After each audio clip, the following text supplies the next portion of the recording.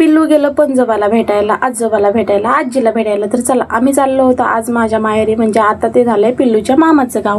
तर अचानक जावं लागलं. काय झालं पुढं सांगतेस. आणि 4 दिवसावर रक्षाबंधन आलंय, पण आहे ना एवढं अर्जंट काम निघालं ना काही जावंच लागलं, पर्याय नव्हता दुसरा काही. आणि बाबा पण पिल्लूच्या घरी नव्हते, त्यामुळं आम्ही बसनीच गेलो. शक्यतो मला आहे ना गाडीपेक्षा आहे ना बसनीच जाणं योग्य वाटतं.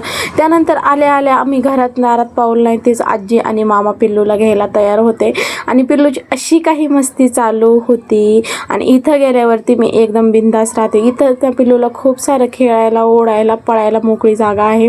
आणि मम्मीने त्यांचं स्टँडवरती घर असल्यामुळे रस्त्याच्या कडेला खूप गाड्या जातात ना, पिल्लूला खूप आवडतं. त्यानंतर आल्यावरती आम्ही पम गाडी सुरू होती आमची, मामाने पकडलेलं होतं. पिल्लू पडायची तर खूप भीती.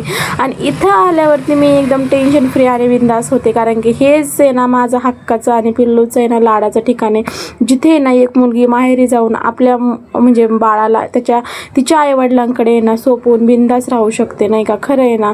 तुम्हाला काय वाटतं नक्की कमेंट करा. आणि नवीन असेल तर आपल्या चॅनलला सबस्क्राईब करा.